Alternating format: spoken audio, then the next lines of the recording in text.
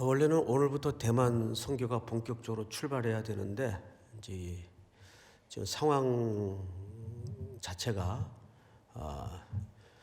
여러 가지 어려움이 예상되기 때문에 전격 취소를 했습니다. 그래서 결국 우리 몸은 갈 수가 없어요. 하지만 우리가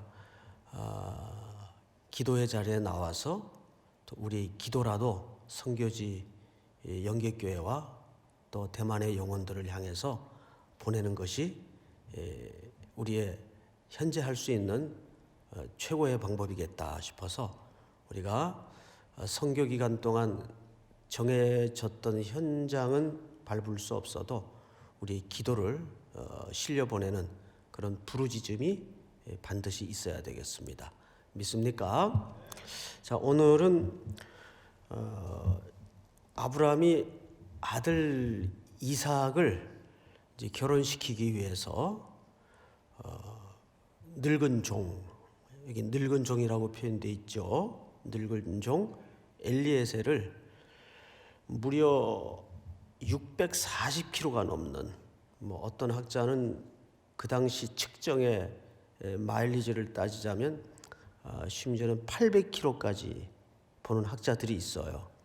그런데 많은 참고 자료를 보니까 한 600km에서 700km 사이, 한 640km 정도 되는 먼 거리입니다. 부산이 기껏 달려야 400km가 조금 넘는데 그 당시 교통의 여건이나 또 환경적으로 봐서 짐승을 이용해서 또는 도보로 가야 되는 상황이었다면 이 정도 거리는 사실상 죽음을 건 먼 거리입니다. 그 먼 거리에 이제 자기 아들의 신부감을 찾으러 떠나보내는 거예요. 거기에는 사실상 아브라함의 고향이기도 합니다. 왜 그래야만 했을까? 지금 현재 아브라함이 살고 있는 이 가나안 안에서는 배필이 그렇게 없었나? 왜 그래야만 했을까? 그 이유를 좀 우리가 신명기 7장을 통해서 좀 볼 필요가 있는데, 자막을 좀 볼까요? 네 하나님 여호와께서 너를 인도하사 네가 가서 차지할 땅으로 들이시고 네 앞에서 여러 민족 헷 족속과 기르가스 족속과 아모리 족속과 가나안 족속과 브리스 족속과 히위 족속과 여부스 족속, 가나안 땅의 대표적인 7 족속이죠. 너보다 많고 힘이 센 7 족속을 쫓아내실 때에 2절 한번 같이 읽습니다. 시작. 내 하나님 여호와께서 그들을 내게 넘겨 내게 치게 하시리니 그때 너는 그들을 진멸할 것이라. 그들과 어떤 언약도 하지 말 것이요 그들을 불쌍히 여기지도 말 것이며. 이제 헤렘법이 발동을 했죠. 어떤 언약도 하지 말고 다 진멸할 것이다. 3절. 또 그들과 무엇도 하지 말지니, 혼인도 하지 말지니. 이유는 네 딸을 그들의 아들에게도 주지 말 것이요 그들의 딸도 네 며느리로 삼지 말 것은. 4절 다 같이 읽습니다. 시작.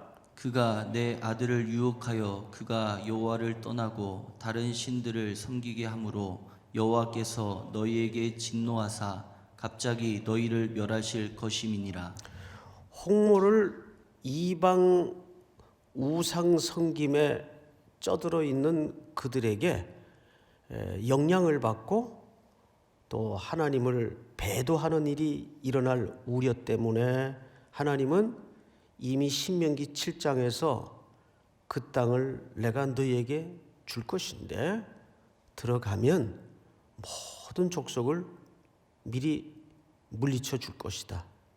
그러면 그 땅을 차지할 텐데 그 땅에 들어가서 여러 가지 약조가 있었지만 그 중에 가장 강력한 약조는 헤렘법입니다. 그 중에서 적극적인 부분이 그들의 딸들도 아들들도 혼인을 하지 말 것을, 그들로 하여금 우상 숭배의 죄악에 빠져서 이 하나님의 백성의 자녀들이 물들어 배도하고 타락할까 봐 이렇게 명령을 했었어요. 그래서 그 죽음을 불사한 600km가 넘는 700km 가까운 먼 거리를 향해서 길을 떠나 보내는 겁니다. 그러면 우리가 이런 질문을 또 한켠 할 수가 있어요. 그러면 아브라함이 살던 땅도 결국은 이방 땅이고 우상을 섬기던 지역이었을 텐데 거기에는 하나님을 잘 믿는 백성이 있었다고 어떻게 장담해요? 그렇죠, 여러분? 그거 어떻게 장담해요? 근데 우리는 그 영역은 결국 이 일이 하나님이 지시한 일이라면 하나님의 주권과 섭리에 기대고 맡기는 수밖에는 없어요.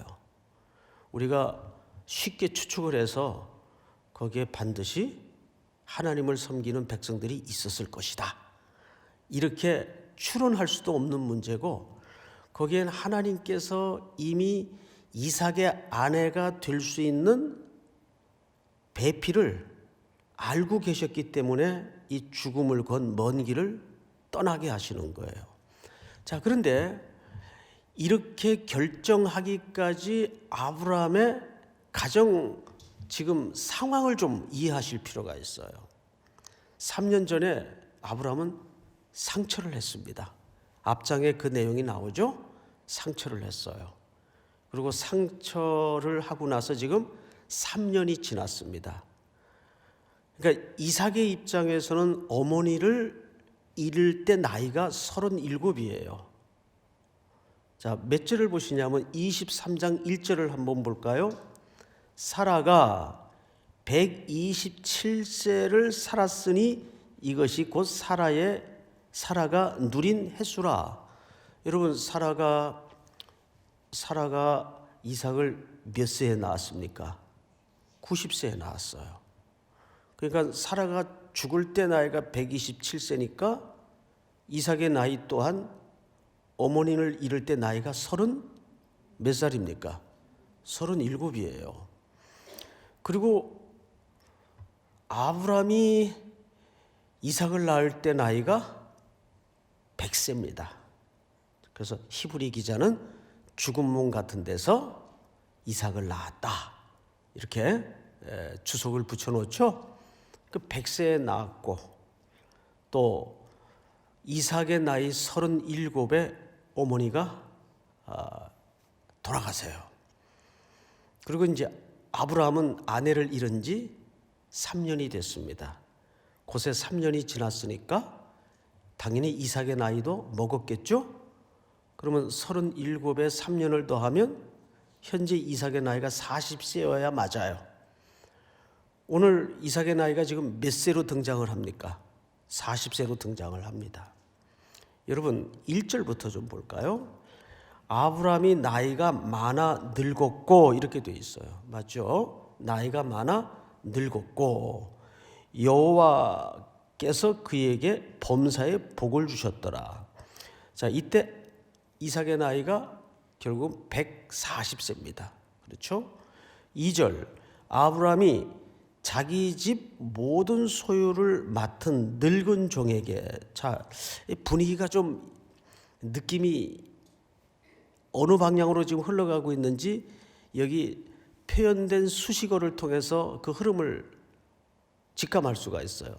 지금 아브라함도 늙었고, 아내는 3년 전에 죽었고, 그가 모든 것을 맡길 수 있었던 충복 엘리에셀도 지금 나이가 많아요. 그럼 이 집안 분위기가 지금 쇠퇴해지고 몰락해 가는 입장인데, 그 독자인 이삭마저도 지금 나이가 지금 몇 세예요? 40세예요. 아무리 장수했던 고대 시대라도 나이 40은 적은 나이는 아니죠. 싱글로 있기에는. 그러니까 너무 걱정을 하지 마세요. 그러니까 아직 30대는 40에 비하면 나이가 덜 먹은 거니까 이 집집마다 지금 이 자녀들 혼인 문제 때문에 걱정들이 많으실 텐데, 근데 3절을 잘 보십시다. 내가 너에게 하늘의 하나님 땅의 하나님이신 여호와를 가리켜 맹세하게 하노니 너는 내가 거주하는 이 지방 가나안 족속의 딸 중에서 내 아들을 위하여 아내를 택하지 말고. 4절 한번 같이 읽어볼까요? 시작. 내 고향 내 족속에게로 가서 내 아들 이삭을 위하여 아내를 택하라. 이 말을 종이 듣자, 엘리에셀이 듣자 질문을 하나 합니다. 주인에게, 아브라함에게. 그 질문이 참 묘해요. 근데 이 질문은 굉장히 중요한 질문입니다. 종이 이르되 여자가 나를 따라 이 땅으로 오려고 하지 아니하거든 내가 주인의 아들을 주인이 나오신 땅으로 인도하여 돌아가리이까. 이런 내용이에요. 만약에 하나님이 인도하신 그 어떤 여자를 만났는데 이렇게 주공무불사한 600km가 넘는 거를 동행하여 이 땅으로 오려고 하지 않거든, 그 배필이 맞다고 생각했을 때 그럼 아들을 그쪽으로 데려가도 되겠습니까? 이 질문을 한 거예요. 그러니까 여기서는 사실 우리가 흘낏 결혼에 초점을 맞출 수가 있는데, 이삭의 결혼도 중요한 주제이지만 사실 그것 못지않게 또 하나의 중요한 주제가 뭐냐면 이 땅으로 데려오라는 겁니다. 그 여인을 이 땅으로 데려오라는 거예요. 이유가 뭐죠? 이 땅은 바로 아브라함에게 하나님께서 구원의 먼 역사를 위해서 뭐 하신 땅이죠? 약속하신 땅이에요. 약속하신 땅. 그러면 우리는 여기서 이제 희미하게 성경이 이 러브 스토리를 통해서 드러내고자 하는 신학적인 내용을 몇 가지 잡을 수가 있습니다. 첫째는 아브라함은 언약의 당사자입니다. 맞죠? 그런데 지금 어머니 돌아가시고 그것도 3년이 됐어요. 그 사이에 아버지는 나이가 더 들어서 지금 140세입니다. 게다가 또 하나는 아들이 아직 결혼을 안 하고 있어요. 냉정한 의미에서는 무슨 위기가 온 겁니까? 하나님의 언약이 중단될 위기가 서서히 다가오는 거예요. 그렇죠, 여러분? 아내가 90세의 아들을 하나님의 은혜로 낳았으니까 아내가 죽지 않고 살아있다면야 어떻게 또다시 한번 하나님의 은혜를 기대어 볼 만한 그래도 여지라도 있는데 아내가 죽었어요. 그리고 두 번째는 이제 자기도 나이가 100세가 아니에요. 140세예요. 게다가 아들은 아직 혼자예요. 그럼 어떻게 사라와 아브라함에게 약속하셨던 이 민족을 통해서 네 몸에 날 자손이 번성할 것이라는 하늘의 별처럼 땅의 모래알처럼 번성할 것이라는 약속이 성취될 수 있단 말이에요. 그런 거 보면 하나님의 섭리는 항상 벼랑 끝까지 불가능하게 만들고 여지가 없도록 만들어서 하나님의 홀로 일하심을 드러내는 방식을 취하세요. 성경의 모든 구원의 역사가 또 우리에게 다가오셔서 우리의 인생을 핸들링 하시는 하나님의 손길이 항상 이 원리를 벗어난 적이 없어요. 비근한 예로 요셉이 이스라엘의 총리로 있던 시대에 요즘처럼 전 세계적인 재앙이 닥쳤죠. 그 재앙이 뭡니까? 기근이에요. 무시무시한 기근이에요. 재앙의 내용은 좀 달랐지만 그때는 기근이라는 재앙으로 전 세계가 혹독했던 한 시대를 보내야 했어요. 나중에는 이 기근이 어디까지 뻗쳤었나요? 고향 땅 가나안까지 이 기근이 뻗칩니다. 늘 제가 자주 물었던 질문 중에 하나지만, 만약에 역사란 가정이 없더라도 한번 생각을 해보십시다. 기근이 그저 알딸딸하게 먹고 살 만큼만 근근히 버틸 만한 기근이었다면 헤어진 이 형들과 요셉의 만남과 화해가, 구속의 스토리가 만들어졌을까요? 안 만들어집니다. 만들어질 수가 없어요. 마찬가지예요. 온 세계가 지금 뭐 공항 나가보면 전부 외계인들 같아요. 검은 거, 흰 거 얼굴에 그냥 다 뒤집어 쓰고 있으니까, 그러니까 편하긴 하더라고요. 누군지 몰라보니까. 와, 나가보니까 진짜 이게 재앙이구나. 재앙이구나.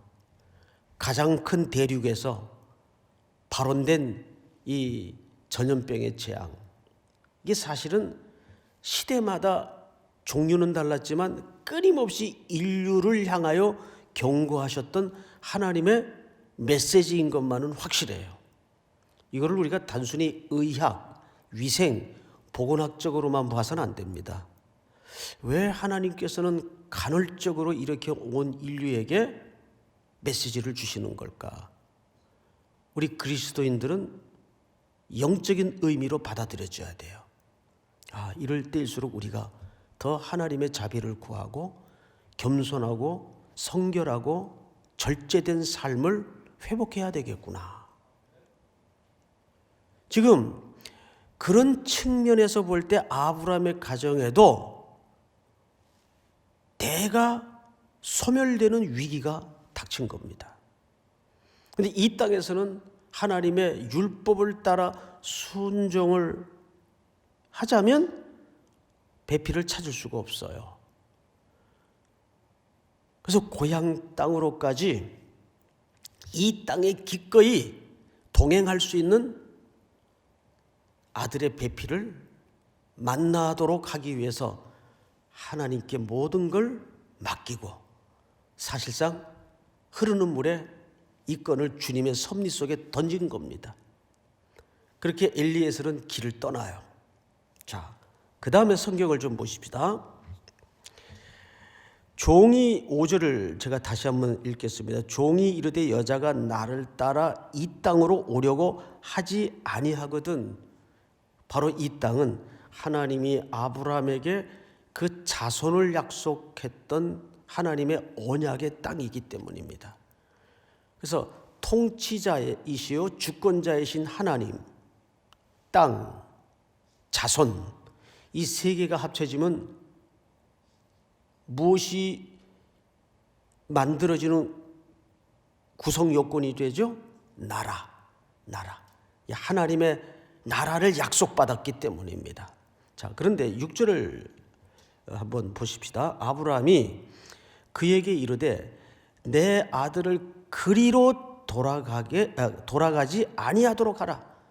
그리로는 이방 땅 우루 쪽을 얘기합니다. 그가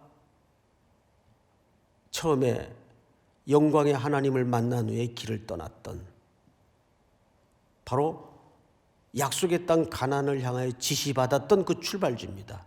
그리로 되돌아가지 않도록 하라. 그러니까 이 우루 땅은 자기의 옛 삶의 현장의 발원지예요. 그리로 돌아가지 않도록 하라. 누구를? 이삭을 데리고. 이삭은 새로운 하나님의 나라를 약속받은 도구예요. 그리고 7절을 한번 읽어볼까요? 시작. 하늘의 하나님 여호와께서 나를 내 아버지의 집과 내 고향 땅에서 떠나게 하시고 내게 말씀하시며 내게 맹세하여 이르시기를 이 땅을 내 씨에게 주리라 하셨으니 그가 그 사자를 너보다 앞서 보내실지라 내가 거기서 내 아들을 위하여 아내를 택할지니라. 여기서 아브라함은 세 가지를 얘기하고 있죠. 첫째는 이 땅을, 여기서도 아브라함이 강조하는 게 뭐죠? 그리로 이삭을 데리고 가지 않아야 되는 가장 중요한 이유는, 그리고 그 택해진 아들의 신부감을 반드시 이 땅으로 데리고 와야 되는 이유는, 결혼 자체가 중요하지만 여기서 더욱 강조하자는 것은 이 땅입니다. 약속하신 땅. 이것이 이 결혼이라는 주제와 함께 또 하나의 중요한 주제예요. 계속 이 땅이 강조되고 있어요. 종의 질문을 통해서, 또 아브라함의 답변을 통해서 그쪽으로 데려가서는 안 된다. 반드시 이 땅으로 데리고 와라. 왜냐하면 이 땅을 네 씨에게 주리라 하셨으니, 네 씨는 이삭 아닙니까? 하셨으니 그가 그 사자를 너보다 앞서 보내실지라.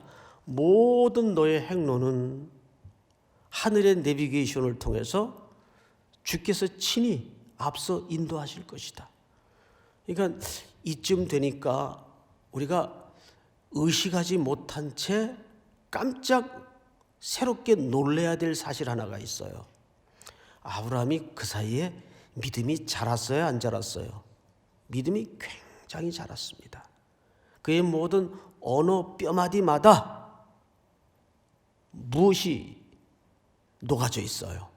하나님의 언약의 말씀이 녹아져 있어요. 인생의 작은 일서부터 크고 중대한 인생사의 문제까지 철저하게 하나님의 약속과 그 언약의 말씀을 붙들고 있다는 사실 앞에 우리가 깜짝 놀라는 거예요.